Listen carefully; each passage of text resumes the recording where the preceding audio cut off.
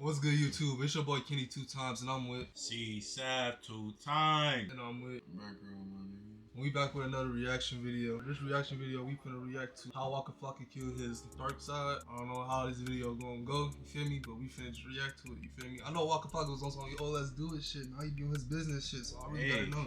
I fuck with Waka Flocka. I always done fuck with bro. Like ever since like back in the day, like when he like I don't know, like he always just been a cool ass nigga. I feel like, bro. Waka Flocka, See, look, niggas saying I feel like he was on some real like tart shit, on some real tart shit. Yeah.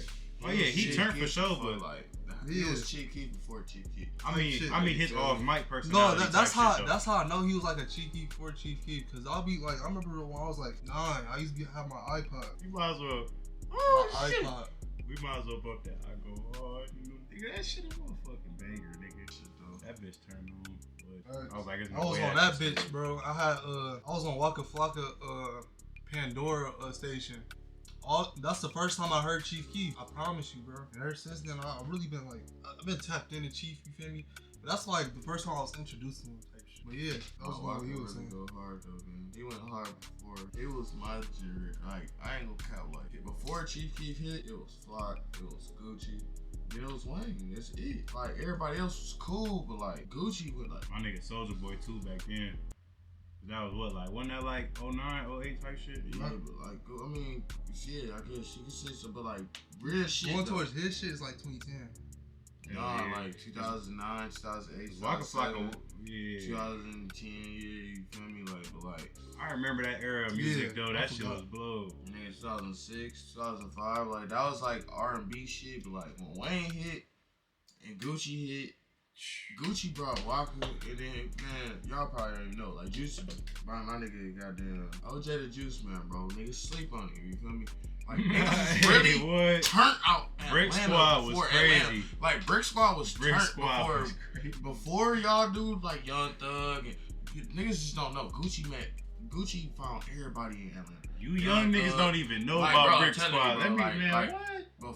Before Chief Keef, for all of them, like, Chief Keef was, I ain't gonna say he was or nothing like that, but like, bro, Waka was with the shit, bro. He was Chief. Yeah. He was probably like more with the shit than Chief Keef, okay. But he was just an old nigga, like no camera, no, I'm not about to bring this shit to light type shit, like, feel me? Like, he was just, I go hard in the motherfucking paint. Real trap music. Real OG trap music. Look, and then niggas be talking about slide, like, nigga, go look up old Waka, go look up old Gucci.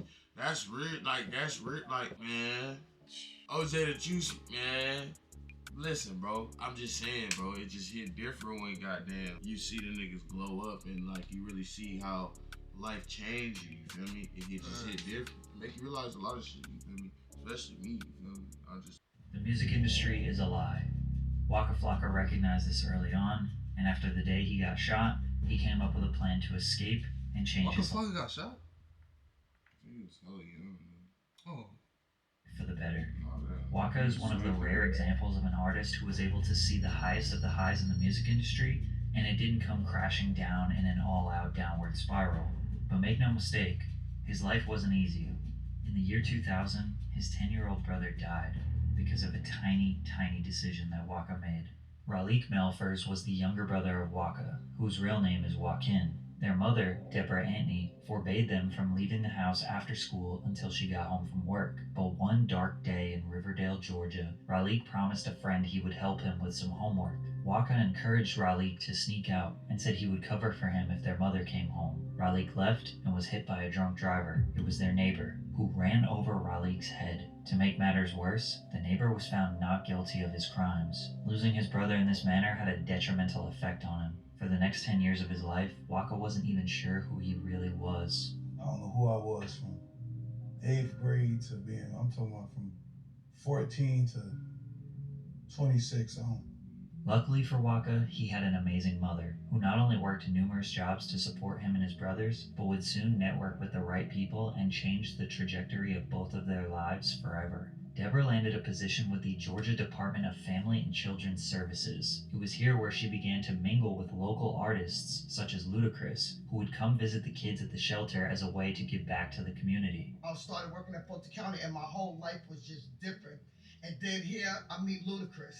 Wow. I met Ludacris. But at that time, Ludacris Ludacris. He was Chris Lover Lover. Yeah. So it was Chris Lover Lover and Poon Daddy. And they used to bring all the artists that are here to the shelter for the children. Before any artist got big, they would bring them there at the station. But Deborah was no stranger to the music industry. Her brother Bimmy Atney was an A&R at Def Jam, close friends with LL Cool J, and worked on projects with Mariah Carey and 50 Cent, a true OG in the New York hip-hop scene, a scene Waka's mom never planned on being involved in. In 2005, Deborah received a call asking if she could help a local rapper getting out of jail to get set up with some community service. The rapper they were referring to was Gucci Mane. Breaking onto the scene in 2005 with his single Icy, Gucci was a bubbling artist in Atlanta, but at the time he was far from a mainstream success. After connecting with Gucci for his required community service, Deborah saw the musical potential and decided to help out his career. She had the knowledge, the family connections, and most importantly, a spare room for Gucci to crash in rent-free. Not long after moving in with Waka and his brothers, Waka and Gucci would become very close. Their friendship would grow even stronger over the next year, with Gucci officially signing to Deborah's newly established management company, Mise Entertainment, in 2007, a company that would help launch the careers of artists like French Montana and Nicki Minaj just years later. Waka looked at Gucci as a brother, and he wanted to help out with Gucci's rap career any way he could. So I started from right there. I said, you know what I'm gonna be? I'm gonna be your assistant, bro. Right. I'm gonna be your security. I never knew these titles, but this is what I was doing. I was like, hey, bro, you can't even pick a bag up. You're a star. Unfortunately, Gucci couldn't help getting in trouble with the law and was constantly in and out of prison, completely stunting the growth of his rap career and leaving Waka uncertain about his future. Not wanting his family to fail, Waka decided to take matters into his own hands and get in the studio. Even though Gucci Mane straight up told him to his face he shouldn't be a rapper and that he was better off as a goon, Waka didn't care. He had a mission to make it big. I'm also on a mission to tell you about today's sponsor, Casey. Bro, That was some hating ass shit. that's some hating ass shit to tell a nigga that's supposed to like help secure your life. No. This the reason why though. I'm gonna keep it hot. Cause he probably seen this nigga do so much to her, like he don't want him to blow up and then go to jail. Nah, he without his muscle though. Cause like niggas not supposed to, like niggas like Walker really not supposed to be known. But like back then, it's just like he blew up in the right time. You feel me? Yeah. Say like if Waka and Gucci were to blow up in y'all time, y'all see it. Ricos, all that, they not getting hit with none of that shit, man. Y'all don't understand. Gucci, Waka and them, they used to rob niggas, man. They was not like, they were, that's why Waka was on that shit. Cause like Gucci was the most unliked rapper in Atlanta. Period. Everybody that knew Gucci did not like this nigga. He is not the Gucci y'all niggas know now that come rehabilitated. I'm gonna work out. I'm gonna eat. No, he was robbing niggas. Walking up, you'll pay him for a verse, he'll walk off. And what you gonna do is Gucci. Casetify is the world's most popular tech accessory brand, known for their protective phone cases and numerous collaborations. Casetify's EcoShock to choose. Those aren't your percent off your mixtape, featuring the likes of Salute Me or Shoot Me. February 14th, Com/2009, Waka released his debut mixtape titled Salute Me or Shoot Me. 23 songs of aggressive, in-your-face trap music featuring the likes of Soulja Boy, his older brother Buddha Kid, and a verse from Gucci himself. Managed by his mother, he would also join Gucci's first independent label called So Icy Entertainment. Releasing numerous mixtapes in 2009, his buzz was growing quickly. But his true breakthrough would come the following year with his debut studio album, Flocka Belly.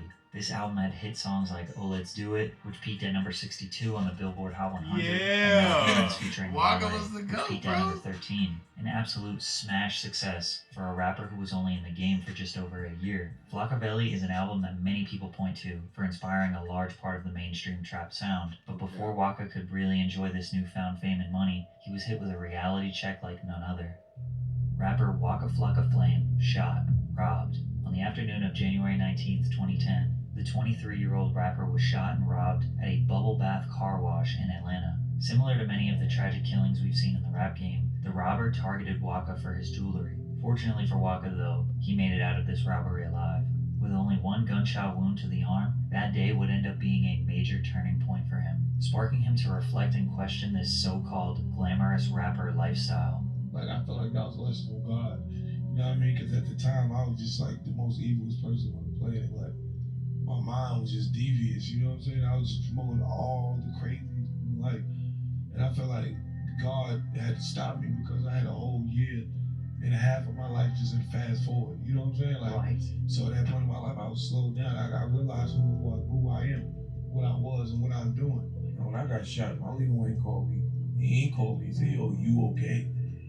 You know what I'm saying? That was one brother. Guess what this man said? "Yo, can you record?" Like, what? Man, day 4 after I got shot, I never my life trust like that. But you, Niggas only care about business, bro.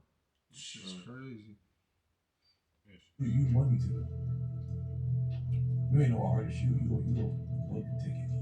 Until your ticket rub off and the color go away, they gonna stick around. As soon as your ass, to them even feel like they can't make no money, they ain't worried about you. After recovering, gaining a new outlook on life, and having tons of success with his debut studio album, everything appeared to be going great for Waka. But behind the scenes, cracks were starting to form. A cautionary tale of why you should never mix business with family. In May of 2010, Gucci Mane announced from jail that he was leaving his label So Icy Entertainment and cutting ties with Mise Entertainment, no longer to be managed by Waka's mom. Allegedly, Mise was booking Gucci for shows across the country without disclosing that he was headed to jail, and also illegally selling Gucci Mane verses, which resulted in several federal lawsuits, which led Gucci to saying the following: "I'm taking control of all my business properties and keeping the focus on my career, my music, and my artists. All the pieces to the puzzle are finally in place, and once I get home, it's Gucci time." Gucci Mane would then become the president and CEO of Brick Squad 1017 Records, an imprint of Warner Records, the label that Waka Flocka would sign to as well, making him one of the first artists on Brick Squad. Although Waka was still managed by his mother, this whole situation would kickstart the eventual demise of their friendship. After riding the momentum of Flockabelly into 2011 and releasing a collaborative mixtape with Gucci Mane called Ferrari Boys on August 9th of that year, Waka would start his own label under 1017 Records called Brick Squad Monopoly. He was on top of the world. He had another single in rotation, Round of Applause featuring Drake, and Waka was a mainstream star. But just as he was reaching his peak success, he was hit with another tragedy. Waka's best friend and fellow 1017 rapper Slim Duncan was shot and killed. On December 16, 2011, Slim was at Star Studios in Atlanta. The whole 1017 family was there because Gucci Mane had a video shoot scheduled. At some point, Slim got into a verbal altercation with Young Vito, another ATL rapper, which ended in Vito taking a shot at Slim's stomach. He was rushed to the hospital and later died. Waka tweeted, "Wish it was me. My right hand is gone." Waka was devastated. First he was shot, now his best friend was taken out. He blamed himself for the incident. How did Slim Duncan's death affect you? I mean, I'm sure it's still affecting you now, but I don't accept it. I don't accept it. Period. like as far as like you don't feel like he's gone. Yep, I don't accept it. Keep his number in your phone. And Don't accept it. Can't accept it. do you feel like justice is served being that the guy that did it? I hope he win. Hope he free. Hope he get free. Straight up. You better hope he doesn't. I saw you put on Twitter. You wish it was you. Like Yeah, that's my dog. I made him rap. You know what I'm talking about? If I would never made him rap, man, imagine, you know what I mean? that's how you feel. Like, Yeah. So you feel like if you hadn't made him rap, he'd still be it. Yeah. Wow, that's heavy, man. That's heavy to wear. You can hear the pain in Waka's voice. He needed to restart his whole career, his whole life. At least he still had his brother Gucci Mane, and that was enough for him to still want to pursue a rap career. But as Waka continued to get more and more popular and began taking some of the spotlight away from Gucci, tensions would rise and egos would clash, culminating in a public beef that would rip the two apart. Waka Flocka Flames officially dropped off Brick Squad 1017. Big Guwap says, "Give me an offer for this disloyal dude." This tweet from March 15th, 2013 would send shockwaves across the entire hip-hop scene. A rep for Gucci claimed that the tweet was the job of a hacker, but Waka didn't buy it, sparking Waka to respond with, "I'm the loyalest person you could ever see. I took on a man's beef, risked my life, hung out the window, risked my freedom. I never backed in a corner. To my knowledge, it ain't nothing but jealousy." Also in that same month, Waka would diss Gucci at a Dipset reunion show. Things got even more heated between the two when Gucci sued Waka Flocka and his mom in November of that year, stating that Deborah stole jewelry from him, failed to report tax information on her income, misappropriated his assets, withheld royalty payments, and inflated costs and record label expenses. Waka would clap back on Twitter, but also made an appearance on The Breakfast Club to air out how he was feeling about the fallout. I want him to eat though, you know what I mean? don't care how crazy he doing, or I don't care if he jump off the roof. I don't go ahead. If I catch him, it's going digital. I don't want to kill him or nothing. I just want see to Gucci ever slap him a couple of times, like a little brother. The duo, once referred to as the Batman and Robin of the Atlanta rap scene, was now completely You saw Gucci Man roll out. He bought out Takeoff and Quavo. Hell yeah, that shit was lit as fuck. When? Yeah, in the summer. Oh yeah. Damn, I'm gonna take off, man. RP, my nigga, take off. RP Takeoff, bro. Man, when Takeoff popped Plus, it out for didn't Roll help that Loud, that shit was crazy as fuck, dog. I'm not gonna lie. I was turned. Hella drunk in that bitch. taking Gucci's side, since they all thought the only reason Waka was popular was because of Gucci's fame. And just when things couldn't seem to get any worse, Waka was struck with another family tragedy. Rapper Waka Flocka Flame's younger brother, K.O. Red, dies from apparent self-delete. On December 29th, 2013, Waka would lose another younger brother. K.O. was an artist, just like Waka, trying to make a name for himself in the rap game. The two of them had music together, performed together, and were extremely close. There was a lot of pressure being the younger brother of Waka Flocka Flame, and sadly K.O. was also losing his eyesight. The night K.O. expired, he had attempted to reach out to his big bro, but now fallen back into his fast-paced lifestyle, Waka did not answer the call, making him wonder if anything would have been different if he had just stopped for a second and picked up the phone. Seen him call. I'm like, let me call Kel back as soon as this shit over with. I call him back, I'm gonna answer. He called you before he. I don't know who else he called, but that's what if I picked that call up? Like, that's when I seen like, yo, this rap shit. The loss of K.O. made Waka turn to getting high to numb the pain, a slippery slope for anyone to fall down. He lost two blood brothers. He lost his best friend that he had considered a brother, and had a falling out with Gucci, who was basically his adopted brother. Waka was losing everyone. Life was passing him by, and he had lost sight of the things that truly matter. He decided he needed to better himself. He finally had enough. Reevaluate his life, focus on being a role model instead of just a rapper, and that's exactly what he did. Waka was well aware at this point in his life how toxic and manipulative the music industry really was. Not only did he let himself get caught up in the lifestyle, he was blatantly lied to from the very start by his label. After signing for only $50,000 in 2010, Warner would constantly cover up how much revenue he was generating. As soon as I signed the deal, it just all hell broke loose. Like the label been lying from day one. Day one. Like when I tell y'all, like I tell them, like, all right, yo, did I recruit yet? They're like, nah, you ain't recruit. I'm like, how did I not recruit? I got 400 shows a month. Like, yeah, man.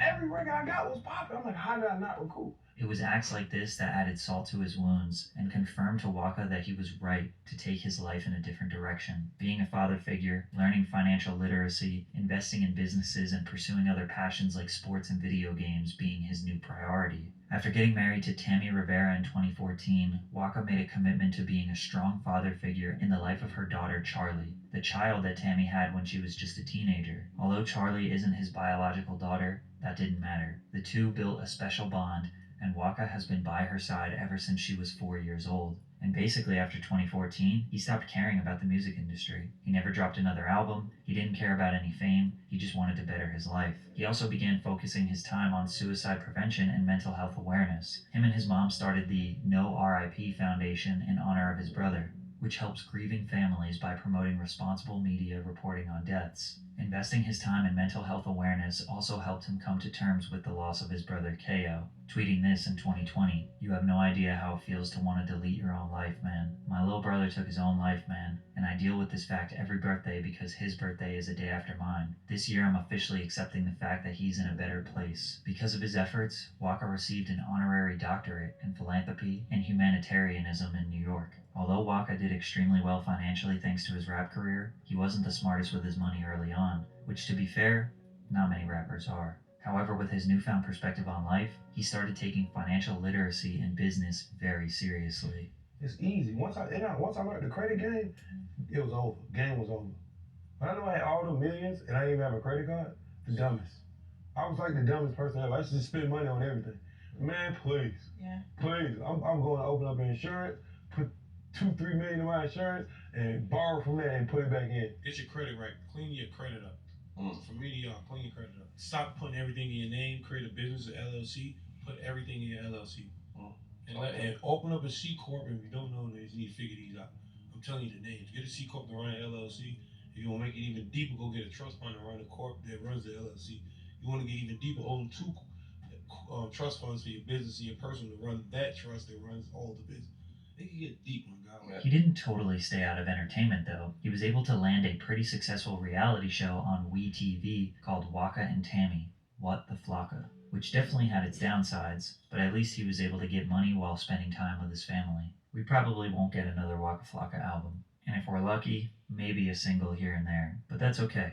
These days he spends his time playing old school video games, building his farm, feeding his cows, investing in cryptocurrency, philanthropy, and living life to the fullest. Whenever he does speak or post on social media, it's to try to get you to learn from him and try to better your life. Waka didn't get stuck in the music industry trap. He made millions of dollars from music, but at the expense of losing loved ones. Most people would continue the rat race, drugs, partying, and pursuing a career filled with depression and satisfying others for $1. But Waka, he quit and took his life into his own hands. Funny thing is, he's richer now than he was before, and he's happier.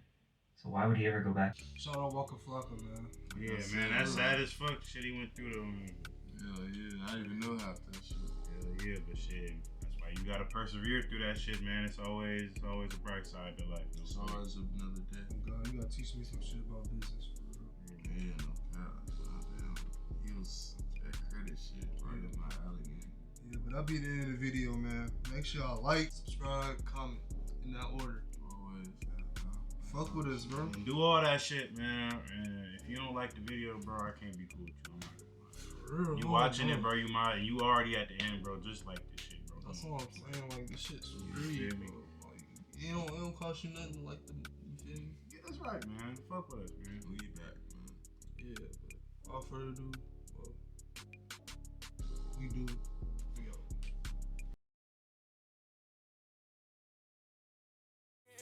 Free my cousin out the chain gang. Hitting licks and making flips was the only thing that we knew.